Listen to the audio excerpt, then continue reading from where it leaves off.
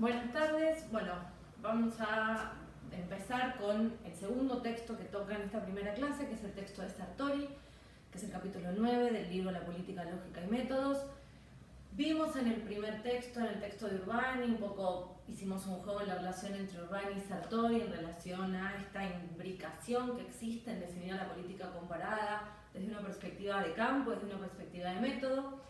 Y el texto de Sartori básicamente nos va a introducir de lleno en la estrategia de entender el método comparado como el método que le es propio y exclusivo a la política comparada. En este sentido, ustedes van a ver que el pizarrón ahora está medio partido, probablemente, bueno, pizarrón o esto que está pegado a la pared, eso haga que yo vaya girando un poco la cámara porque el texto de Sartori requiere que yo tenga una extensión más amplia para poder describir. Básicamente, Sartori está muy preocupado por el desarrollo de la política comparada, por la construcción de teoría y fundamentalmente por dos problemas centrales que han aquejado a la política comparada y a la ciencia política en su totalidad, que tiene que ver con la formación de los conceptos y una idea central, que para él va a ser fundamental, que es la idea de que los conceptos tengan la capacidad de viajar. Sartori se encuentra que lo que él da en llamar la generalización de la política, esto es la ampliación del mundo de casos que forman parte de nuestro universo observable, ¿sí? Digamos, de nuestro universo de análisis, esta multiplicación de países, de sistemas políticos que tiene lugar después de la Segunda Guerra Mundial y una serie de fenómenos políticos adyacentes, generan para Sartori un desafío en términos conceptuales que básicamente requiere que revisemos el proceso de formación de conceptos. Entonces, lo primero que tenemos que pensar o tener en claro cuando pensamos el texto de Sartori tiene que ver con el proceso de formación de conceptos. Yo sé que no se ve mucho, me estoy dando cuenta, lo voy a tratar de poner un poco más derecho a ver si ahí lo ven mejor, igual ustedes lo ven al revés de cómo se ve en la cámara. De todas maneras, igualmente después les saco una foto a cada parte de estos papeles afiches y se las subo junto con el video para que ustedes puedan ir siguiendo. Pero básicamente la idea es que cuando nosotros buscamos resolver el problema que tiene la política comparada en la construcción de teoría, Sartori va a poner el eje en cómo se construyen nuestros conceptos. Ustedes van a encontrar que el texto de Sartori es una revisión histórica inicialmente e inclusive hace una comparación entre los diferentes métodos de contrastación o de corroboración de nuestras hipótesis disponibles a nivel de ciencia, ¿sí? digamos, en términos del método experimental, el método histórico, el método estadístico y el método comparado. Sabemos perfectamente que nosotros en ciencias sociales el método experimental no lo podemos utilizar, no solo por razones éticas solamente, sino porque además los fenómenos políticos, y esto ustedes lo saben, son únicos e irrepetibles. Digamos, nosotros no tenemos la capacidad de reproducir en condiciones de laboratorio situaciones políticas, ¿sí? Eso descarta, digamos, no solo en términos éticos, sino fundamentalmente en términos procedimentales el método experimental como el método de corroboración. El método histórico, va a decir Sartori, tiene déficits de corroboración. No tengo ganas de pelearme con los historiadores en este video, ni en ninguna clase. El método estadístico requiere de un enorme número de casos y nosotros sabemos que en ciencias sociales, en particular en ciencia política, un N grande, un número de casos grande es difícil, ¿sí? Digamos, nuestros números de casos son finitos, nosotros tenemos un número determinado de sistemas políticos, tenemos un número finito de sistemas de partidos, tenemos un número finito de candidatos a presidente, de listas que compiten para cargos legislativos, por lo tanto, tenemos dificultades para proceder con el método estadístico, por lo tanto, digamos, nos queda casi como última opción el método comparado. Y acá hay algo interesante, digamos, mientras Sartori va a hacer una defensa central del método comparado, Liebhardt, que es un autor que vamos a ver en el siguiente video, ¿sí? Digamos, porque es el primer texto del teórico del martes 2 de junio, Liebhardt va a decir, digamos, básicamente que el método comparado es el método estadístico en peores condiciones y que es el peor de los sustitutos, pero bueno, es el único que tenemos disponible. Pero volvamos para atrás y volvamos a Sartori. Dijimos entonces que el foco central del texto de Sartori va a estar puesto en resolver el problema de la formación de los conceptos, porque es a partir de la construcción de los conceptos donde Sartori va a poner el foco para poder desarrollar el método comparado. Para Sartori hay tres preguntas esenciales, ¿no? Digamos, la primera pregunta es ¿por qué comparamos? La segunda pregunta es ¿qué es comparable? Y la tercera pregunta central es ¿cómo comparamos? Entonces, ¿por qué comparar? ¿Qué es comparable? ¿Y cómo comparamos? Esas son las tres preguntas del texto de Sartori, ¿sí? Digamos, las tres preocupaciones centrales. La primera, la de por qué comparamos, un poco la respondimos la semana pasada. Voy a ver si giro un poquito esto más así, ¿ustedes ven mejor? Me parece que sí, ¿no? Me da la impresión de que sí. Bueno, vamos mejorando video a video, clase a clase. Cuando nosotros pensamos en la primera pregunta de ¿por qué comparamos? La respuesta básica es que comparamos porque la comparación es un método de control, ¿no? Y esto es central. Nosotros estamos escogiendo el método comparado porque necesitamos encontrar un método para controlar, para verificar, para corroborar nuestras hipótesis, ¿sí? Digamos, para producir conocimiento. En siguiente lugar, ¿por qué comparamos? Un poco lo que decíamos en el primer segmento de la clase de hoy, ¿no? Digamos, comparamos porque es la actitud más natural. Ahora, lo cierto es que la comparación se vuelve un método en el momento en el que se vuelve sistemática y explícita. Y estas son dos características centrales. La comparación funciona como método de control en tanto en cuanto sea sistemática y sea explícita. Es decir, a mí no me alcanza con yo reconocer la realización de la operación de comparación. Yo tengo que explicitar el proceso de comparación. Por lo tanto, lo siguiente que tengo que lograr identificar es qué es comparable. Digamos, cómo determino que algunas cosas o casos son comparables y otros no. Y acá lo central son dos conceptos.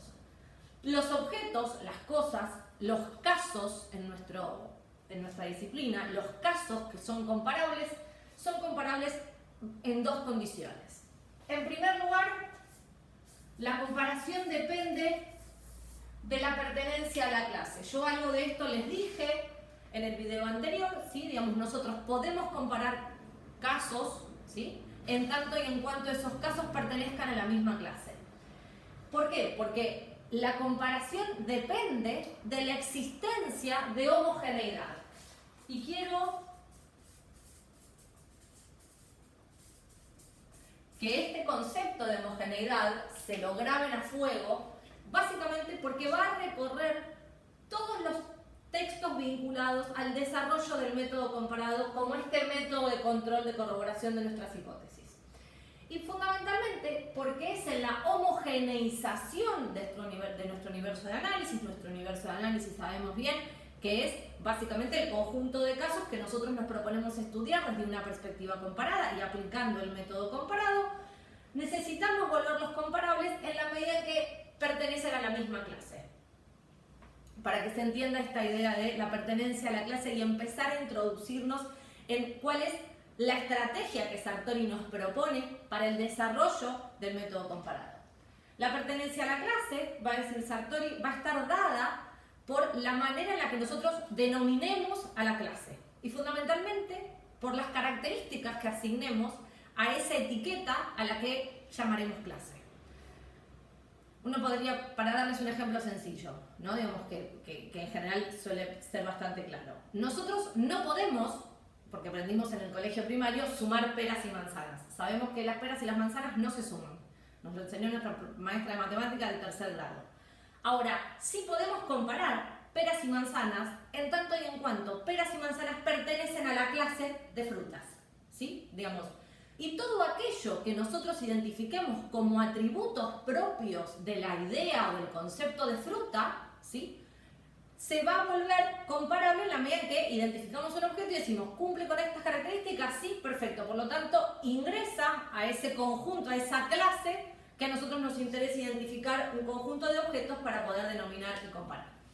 Entonces, nosotros sabemos que comparamos, ¿sí? Porque es la operación más natural y además porque es fundamentalmente un método de control que requiere de sistematización y de hacerse explícito. determinamos qué es comparable a partir de identificar la clase, ¿sí?, a la que pertenecen nuestros objetos comparables. Y por último, Sartori nos propone establecer, digamos, criterios para poder comparar. Es decir, cómo se produce la comparación, cómo llevamos adelante la ejecución de este método que nosotros dimos en llamar método comparado. Y en este sentido aparece esta cuestión, ¿no? Digamos, la construcción de la clase y la construcción de la homogeneidad. Cuando nosotros pensamos en cómo comparamos, vuelvo sobre lo que les decía la semana pasada. Déjenme que avance un cachito en una cosa que quiero tener acá. Sí. Yo les decía en el video anterior que, o un poquito antes en esta explicación, que lo central para determinar cómo comparamos es la construcción de la clase y la formación, ¿sí?, digamos, de un universo de análisis que no sea homogéneo, que pertenezca a esa misma clase. ¿Cómo construimos la clase? ¿Cómo determinamos la homogeneidad?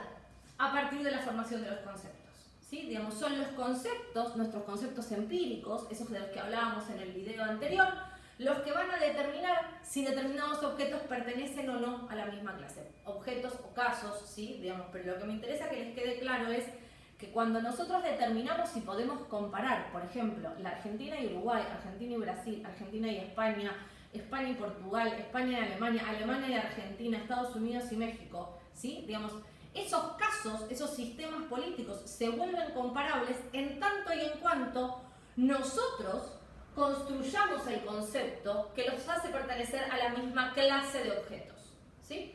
Entonces, lo central es poder entender que para poder comparar tenemos que construir conceptos. Y acá aparecen los dos problemas que Sartori identificó, desarrollados en la historia de la política comparada y que, a juicio de Sartori, no contribuyeron mucho al desarrollo del conocimiento sustantivo, ¿sí? Digamos, voy a girar para que puedan ver el otro lado del pizarrón, así va, el otro lado del pizarrón, el otro lado del afiche, ¿sí? Digamos, del pizarrón no tiene nada, pero para que puedan ver esta parte.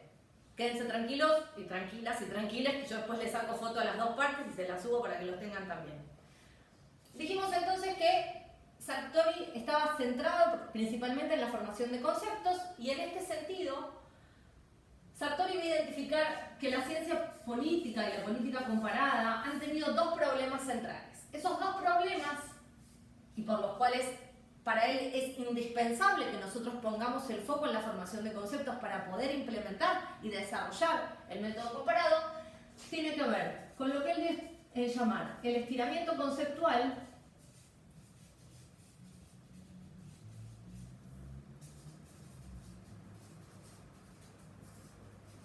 y la medición sin concepto, ¿sí?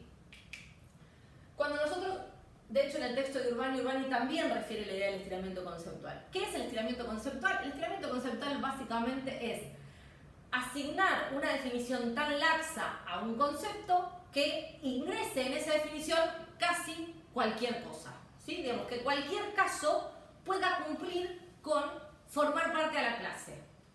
Ejemplo, porque yo sé que esta parte a ustedes les cuesta. Si uno dijera que un diseño presidencial es aquel en el cual existe un presidente, cualquier sistema político, cualquier diseño institucional que contenga entre sus instituciones un presidente ingresaría dentro de la categoría presidencialismos, ¿sí? Pertenecería a la clase presidencialismos. Ahora, lo cierto es que eso no me vuelve comparable, digamos. Una cosa es el presidencialismo en el formato del diseño argentino y otra es diseños parlamentarios que tienen presidentes, pero que sabemos que son diseños parlamentarios. Entonces, el problema del estiramiento conceptual es no asignar ningún atributo específico a un concepto determinado de forma tal de que pueda denominar una variedad de cosas que en el fondo no me vuelven a esos objetos comparables, ¿sí? Es decir, no me los homogeneiza al nivel central para que yo pueda proceder a una comparación. ¿Se acuerdan que yo en el video anterior les hablaba de la definición de Estado y hablaba de ese elemento específico que Weber reconoció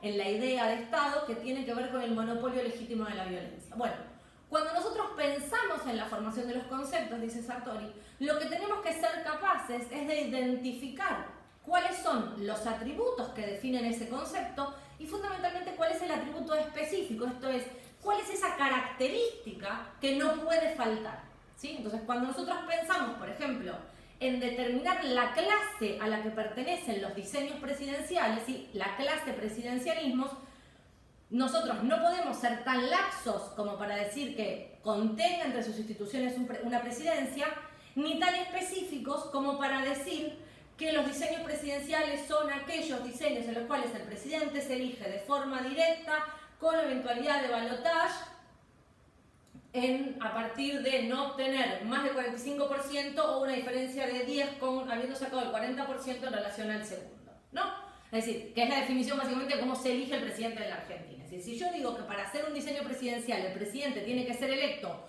como lo marca la Constitución argentina, el único caso que me va a ingresar en la clase presidencialismo va a ser el caso argentino. De la misma forma que si digo que solamente los presidencialismos son aquellos diseños institucionales que contienen entre sus instituciones un presidente, me van a ingresar tantos casos que no voy a poder determinar cuál es verdaderamente un presidencialismo. Entonces, lo primero, dice Sartori, es evitar el estiramiento conceptual. ¿Cómo evitamos el estiramiento conceptual? A partir de hacer una serie de operaciones, va a decir Sartori, que tienen que ver con la formación de los conceptos. Porque los conceptos, digamos, no son otra cosa que términos, palabras cargados de teoría, ¿no? Digamos, cargados de un significado teórico. Por lo tanto, es esa formación de conceptos y van a ser esos términos con carga teórica lo que nos determinen las clases de objetos que nosotros podemos comparar. Y fundamentalmente lo que nos va a permitir clasificar, digamos, ¿por qué nosotros orientamos la comparación a partir de la pertenencia a una clase? Porque lo primero que tenemos que hacer, va a decir Sartori, es clasificar al mundo, digamos, saber cuántos presidencialismos tenemos, cuántos parlamentarismos, cuántos semipresidencialismos, cuántos sistemas electorales mayoritarios, cuántos sistemas electorales de representación proporcional. Perdón. Por lo tanto, lo primero que tenemos que hacer es definir qué entendemos por presidencialismo, parlamentarismo, sistema electoral de representación proporcional, sistema electoral mayoritario, sistemas de partido atomizado, sistema de partido único, sistema de partido hegemónico. Es decir, para poder ordenar el mundo lo tenemos que clasificar. Y para clasificarlo, lo primero que tenemos que hacer es formar el concepto que va a denominar esa clase, ¿sí? Entonces, tenemos el problema del estiramiento conceptual, que es esto, ¿sí? Digamos que es que un concepto determina tantos objetos que no termina denominando ninguno en específico, y el problema de la medición sin concepto. Esto es un problema, va a decir Sartori, derivado del exceso de cuantificación, ¿no? Digamos que es la recolección de datos sin ningún criterio para coleccionar esos datos, ¿no? Digamos, esa fiebre estadística que en algún momento atravesó la ciencia política, que después volvió y que ahora, bueno, de la mano de análisis más cual y de otras estrategias ha ido morigerándose, pero fundamentalmente la idea de la medición sin concepto era mostrar una serie de datos que no teníamos ninguna capacidad de entender su significado, ¿no? Digamos, y entender fundamentalmente su relevancia. Es decir, cuando nosotros pensamos en los datos, ¿sí? Digamos, cuando nosotros en los estudios de ciencia política y de política comparada hacemos análisis estadístico, el análisis estadístico tiene sentido siempre y cuando yo tenga un prisma teórico, un anteojo, como les decía en el otro video, para decodificar ese dato. Si no, el dato por el dato mismo no me dice nada. Digamos, a mí no me dice nada que de 42 sesiones programadas en el año solo se hayan realizado 8. ¿Qué significa eso? ¿Qué significa ese dato? O sea, ¿cómo decodifico? Bueno, eso, como dicen los medios de comunicación, eso significa que el Congreso no trabaja. Bueno, no necesariamente, digamos. Hay un montón de cosas a decir detrás de que de 42 sesiones programadas solo se realizaron 8, ¿no? Digamos, y esa es un poco la idea de cargar el análisis de los datos con teoría. Y es ahí entonces donde Sartori va a decir, la formación de nuestros conceptos es central. Para que nuestros conceptos sirvan, para que nuestros conceptos puedan identificar las clases de objetos a ser comparados, nuestros objetos tienen que ser capaces de viajar. Y acá Sartori va a establecer dos cosas. La capacidad de viajar de los conceptos significa dos cosas. Por un lado significa que los conceptos sean capaces de viajar entre latitudes, va a decir él. Digamos, que no construyamos conceptos anclados al territorio que estamos analizando, ¿no? Es decir, que los conceptos que nosotros utilicemos para describir y para explicar fenómenos políticos no estén directamente vinculados o definidos con la cultura política del territorio que estamos analizando, ¿no? Es decir, buscar describir y explicar fenómenos políticos con un nivel tal de generalidad, y esto es lo central, ¿sí? Digamos, nuestras hipótesis tienen que ser generales, ¿sí? Lo que no quiere decir vagas, ¿sí? Tienen que ser generales, tienen que ser generalizables, tienen que poder viajar. Digamos. Cuando nosotros pensamos, por ejemplo, en los estudios sobre los procesos de transición a la democracia, nosotros no podemos describir y explicar los procesos de transición a la democracia en América Latina solo a partir de las características latinoamericanas. Porque eso nos inhibe que nuestros estudios sobre los procesos de democratización puedan servir para explicar los procesos de democratización tras el derrumbe del comunismo y la caída del muro de Berlín, ¿no? Es decir, y ciertamente América Latina y Europa del Este atravesó procesos de transición hacia la democracia. Desde modelos dictatoriales diferentes, desde modelos autoritarios distintos, desde modelos estatales diferentes. Pero el proceso de transición hacia la democracia fue atravesado tanto por países de América Latina como por países de Europa del Este. Bien, si yo me concentro en definir las características de las transiciones democráticas a partir de características culturales, ¿sí? Difícilmente las conclusiones a las que arribe para explicar ese proceso de transición a la democracia en América Latina me sirva para explicar el proceso de transición en Europa del Este. Y nosotros sabemos que para que nuestras hipótesis se vuelvan más robustas y nuestras teorías se vuelvan más eficientes, es indispensable que nosotros testeemos nuestras hipótesis en otros casos, digamos, que nuestras hipótesis se sometan a pruebas de verificación, ¿sí? Entonces, eso es lo que está pensando Sartori cuando habla de conceptos capaces de viajar. Es decir, un poco si uno quiere, Sartori también está planteando que para la construcción conceptual nosotros tenemos que salir del problema del eurocentrismo, ¿no? Digamos, ese problema derivado del desarrollo de la ciencia política en la década del 50, donde la política se pensaba desde lo que, la política como ciencia, ¿no? Digamos, se pensaba desde lo que ocurría en Europa o lo que ocurría en Estados Unidos. Un poco, si uno lo quiere pensar en términos más amplios, inclusive lo quiere pensar en términos políticos, un poco Sartori está reflejando detrás de la construcción de conceptos que sean capaces de viajar, está discutiendo, digamos, la construcción teórica desde la lógica centro-periferia, ¿no? Para pensarlo en ese sentido. Ahora, no solo los conceptos tienen que ser capaces de viajar entre latitudes y en el tiempo, va a decir Sartori, ¿no? Digamos, no solo recorrer las grandes distancias, sino además poder ser aplicables para diferentes momentos de la historia, porque la historia va a ser un recurso para aumentar nuestros casos a la hora de comparar, sino que además los conceptos tienen que ser capaces de viajar en lo que él va a denominar la escala de abstracción. Y que esto es básicamente la propuesta central de Sartori para poder desarrollar la comparación como método, para poder construir esos conceptos que nos determinen las clases, que luego nos digan qué objetos pertenecen a cada clase y por lo tanto, al pertenecer a la clase y volverse homogéneos en esas condiciones, se vuelven comparables. ¿Cómo funciona la escala de abstracción?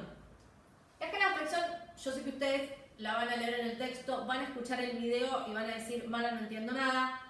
Es más fácil de lo que ustedes creen, créanme, aunque sé que se van a frustrar, pero no importa.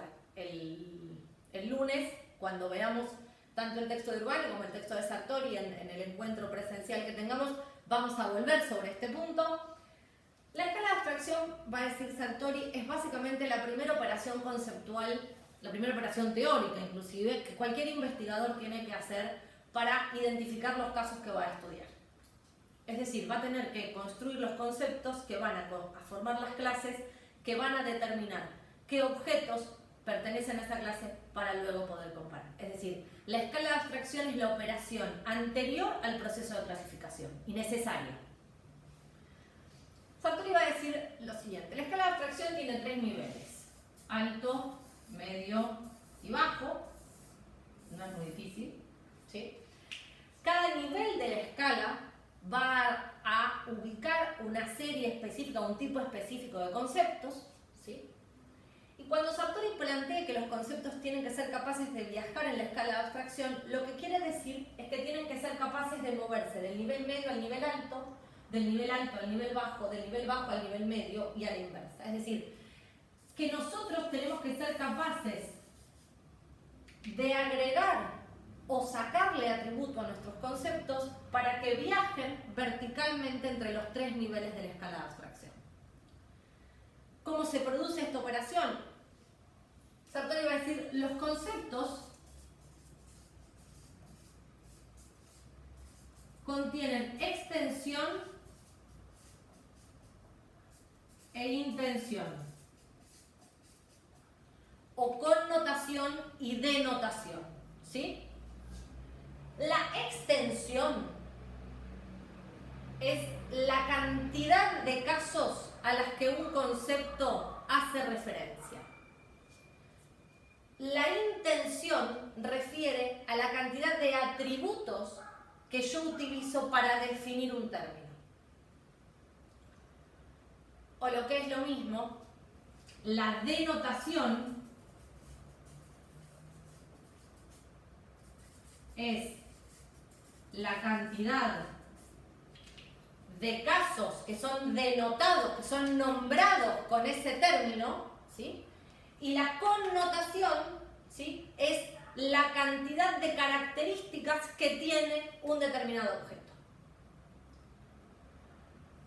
Si yo digo, por ejemplo, que una silla es algo que sirve para sentarse, es tan extensa mi definición que dentro de la categoría silla entra lo que nosotros naturalmente identificamos como una silla, pero también entra una banqueta, un sillón, un sofá, ¿sí?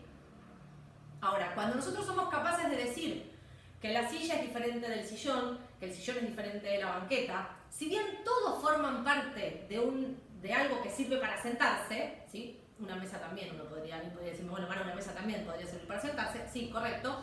Ahí está el problema, ¿sí? Digamos, es tan extenso mi concepto, entran dentro de la nomenclatura silla tantas cosas que es imposible identificar qué estoy queriendo decir yo, qué estoy queriendo connotar yo, cuál es la intención, ¿sí?, del nombre de la clase silla de objetos a los que yo quiero estudiar. Lo mismo pasa con lo que yo les daba recién el ejemplo del presidencialismo, ¿no?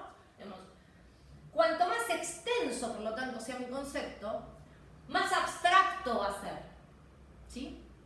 La escala de abstracción, ¿sí?, que Sartori también va a decir que es una escala de generalidad, ¿sí?, básicamente lo que busca mostrar es la relación que existe al interior de la formulación de los conceptos entre extensión e intención, ¿sí? Es decir, los conceptos tienen o más extensión y menos intención, o más intención y menos extensión. Es decir, la relación entre extensión e intención es inversa. En castellano, cuanto más extenso es mi concepto, ¿sí?, cuanto más objetos yo puedo denominar bajo una misma palabra, menos intenso es, menos propiedades, menos atributos tiene. Cuanto más atributos yo le agrego, atributos son características, menos extenso es mi concepto. Para que se entienda una vez más con un ejemplo. ¿Se acuerdan del famoso cisne negro de Popper? Que ahora todo el mundo en la televisión habla del cisne negro y yo me agarro la cabeza porque quisiera que se sienten a estudiar realmente lo que significó en términos epistemológicos para Popper la idea de cisne negro. Pero bueno, básicamente, ¿qué es lo que plantea Popper en relación a la idea del cisne negro? ¿No? Cuando uno piensa en cisne, en un cisne, uno asigna una serie de características. Es un ave de cuello largo, con un pico de determinadas características, que habita, que es monógamo, ¿no? Le asigna una serie de características. Y finalmente asigna la característica blanco, ¿no? Digamos, es un ave de cuello largo, de pico medio puntiagudo, de color blanco. ¿Qué es lo que pasa cuando aparece el famoso cisne negro? El cisne negro es un cisne que cumple con todas las características previas a la de color blanco, y con la única que no cumple es con la de color blanco. Es decir, porque su color es negro. Entonces tengo un problema. O el ave que estoy mirando no es un cisne, y le tengo que poner otro nombre, o el atributo color, blanco, no es un atributo definitorio del concepto cisne. ¿Se entiende esto? Es decir, si yo decido que blanco es un atributo definitorio del concepto de cisne, entonces ese ave que veo de color negro que se parece a un cisne, no es un cisne. Ahora, si yo entiendo que quiero que forme parte de la clase de los cisnes, ese ave que veo que es de color negro, lo que yo tengo que hacer en la definición de mi concepto es retirar el atributo color blanco y simplemente decir que un cisne es un ave de cuello largo, pico semipuntiagudo, que es una serie de características. Soy politóloga, pero les pongo el ejemplo del cisne negro para que se entienda que cuando nosotros hacemos la operación de construcción conceptual, lo que estamos haciendo es agregar y sacar atributos para denominar una serie de objetos, ¿sí? Si yo digo que un diseño presidencial es un diseño institucional en el cual la jefatura del Estado coincide con la jefatura del gobierno, que el poder ejecutivo es bidimensional, que el poder ejecutivo es unipersonal, que el método de elección es directo o a la manera directa a través de colegio electoral, son una serie de atributos de características. ¿Qué hago yo con esas características? Observo un caso, cumple con esas características, es un presidencialismo. No cumple con esas características, me hago la pregunta que me hice con la característica color del cisne negro. Esa característica que yo estoy pensando definitoria del presidencialismo, ¿es central? ¿No la puedo retirar? ¿O la puedo sacar porque dejarle la definición me inhibe que ingrese un caso en el conjunto de unidades que yo quiero que pertenezcan a la clase? Esa operación, va a decir Sartori, de agregar y quitar atributos, de resolver la relación entre extensión e intención de los conceptos, se produce en la escala de abstracción. En el nivel alto, lo que yo voy a tener es mayor extensión y menor intención, ¿sí? Por lo tanto, va a decir Sartori, lo que yo tengo acá son conceptos universales empíricos y en algunos casos abstractos inclusive, ¿no? Por ejemplo, el concepto de dictadura es un concepto, el concepto de autoritarismo es un concepto que todavía para la disciplina está en el nivel alto de abstracción, ¿no? Porque inclusive a partir de tener definiciones tan laxas, inclusive como las que ofrece el INS, lo que generamos es una serie de subtipos que no nos permiten ni siquiera clasificar más de 2 o 3 casos por tipo. Los conceptos de nivel medio, donde va a decir Sartori, hay un equilibrio entre extensión e intención, y los conceptos de nivel bajo, que son exactamente la inversa de los conceptos de nivel alto. Tengo más intención y menos extensión. En esta lógica, Sartori lo que va a plantear es la construcción de conceptos que permitan realizar la operatoria de comparación tienen que ubicarse en el nivel medio. Nuestro desafío como politólogos, va a decir Sartori, es definir conceptos que estén ubicados en el nivel medio de la escala de abstracción y que tengan la capacidad de viajar verticalmente en esta escala. Si somos capaces, va a decir Sartori, de resolver esta operación de la construcción de nuestros conceptos, asignar la cantidad de atributos precisos de forma tal que si yo quiero ganar en especificidad, voy agregándole atributos y voy achicando la cantidad de casos que pertenecen a la clase sin perder, ¿sí? Sin perder sentido, sin perder definición, ¿sí? La misma operación puedo hacer a la inversa. Le voy retirando atributos de forma tal que los conceptos se vuelvan universales y me abarquen una mayor cantidad de casos para yo luego proceder a otra operatoria posterior a la clasificación, que es la de la tipología, ¿sí? Entonces, un poco haciendo una síntesis, yo sé que el texto es complejo, les prometo que el martes, el lunes, cuando nos juntemos en la clase, vamos a hacer pie en esto de Sartori, pero yo necesito que ustedes se introduzcan en esta idea, que escuchen al principio esta explicación. Entonces, cuando nosotros pensamos en estas tres preguntas, ¿por qué comparar? ¿Qué es comparable? ¿Y cómo comparo? La respuesta central es que mi comparación depende de la operación de formación de conceptos. Y para eso, dice Sartori, yo tengo que recurrir a la estrategia de la escala de abstracción para poder construir conceptos de nivel medio que me ofrezcan, va a decir Sartori, teorías de rango medio. Estas teorías de rango medio, va a decir Sartori, son las que van a permitir, un poco en línea con lo que a finales de la década de los 60 planteaba la Palombara, van a permitir explicar, digamos, segmentos de la realidad con un nivel de precisión y un nivel de especificidad que van a producir hipótesis que van a poder viajar y van a poder ser testeadas en otros contextos. Entonces, en la medida en que mis hipótesis van superando determinadas pruebas de falsación, para volver un poco a Popper, mis hipótesis y mis teorías se vuelven más robustas, ¿sí? Adquieren mayor poder explicativo. Para eso, dice Sartori, es central que nosotros construyamos conceptos que podamos hacerlos viajar verticalmente en esta escala de abstracción. Otra vez, los conceptos definen la clase a la que nuestros objetos de estudio van a pertenecer, ¿sí? Cuando nosotros veamos sistemas electorales, vamos a ver que si bien los sistemas electorales de representación proporcional y los sistemas electorales de representación mayoritaria tienen cosas en común, porque los dos pertenecen al mundo de los sistemas electorales, cada sistema electoral va a tener características que le son específicas.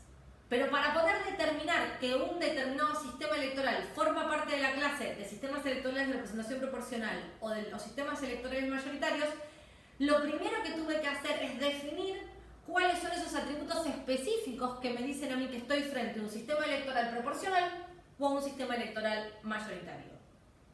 ¿Sí? Entonces, una vez más, formación de conceptos. ¿Por qué? Porque tenemos que resolver dos problemas: el estiramiento conceptual y la medición sin concepto. ¿Cuál es la respuesta? La construcción de conceptos capaces de viajar. Esos conceptos son los que van a determinar la clase.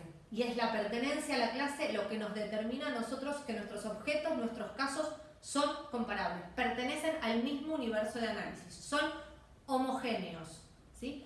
Ojo que estén homogeneizados en la pertenencia a la clase no quiere decir que sean idénticos. Ojo con esto, ¿sí? Entonces, yo los homogeneizo haciéndoles pertenecer a la misma clase para luego identificar las diferencias, para luego explicar a partir de esas diferencias resultados políticos diferentes. Nosotros tenemos presidencialismo en la Argentina, en Chile, en Uruguay y en el Brasil. Y la política de los 4 países es distinta. Bien, ahora, si sabemos que el diseño y es parecida en algunas cosas y es distinta en otras. La idea de que pertenezcan a la clase de presidencialismos nos mantiene constante aquellos elementos que sabemos que inciden de igual manera en los 4 países para la performance política. ¿Sí? Por lo tanto, las explicaciones sobre las diferencias políticas no estarán ubicadas en la naturaleza del diseño institucional, porque en eso nos parecemos. Las diferentes formas de hacer política que tienen esos 4 países estarán ubicadas en otras cuestiones asociadas al diseño institucional, pero no específicamente a las características de su presidencialismo. ¿Se entiende esto? Espero que sí. La escala de abstracción o la escala de generalidad tiene 3 niveles: alto, medio, bajo. La operación central es la de construir conceptos de nivel medio que tienen este equilibrio entre extensión e intención. Otra vez, la extensión es la amplitud de casos a las que un término identifica y la intención es la profundidad, ¿sí? Digamos, es la cantidad de atributos, características que tiene un concepto para que yo pueda identificarlo empíricamente en los casos. Y en esa relación entre extensión e intención está el desafío de la construcción conceptual para la formación de la clase. Yo sé que la clase de hoy fue mucho más complicada que la del día de ayer, la del texto de Urbani, que era mucho más sencillito y era explicarles cuál era la idea de la política comparada. Créanme que en la medida que ustedes escuchen el video y aborden el texto, cuando nos encontremos el lunes en la clase, vamos a ir resolviendo cada una de las dudas puntuales. Ahora voy a cortar el video, voy a sacarle la foto a cada una de estos papeles afiches para que ustedes lo puedan tener de referencia, ¿sí?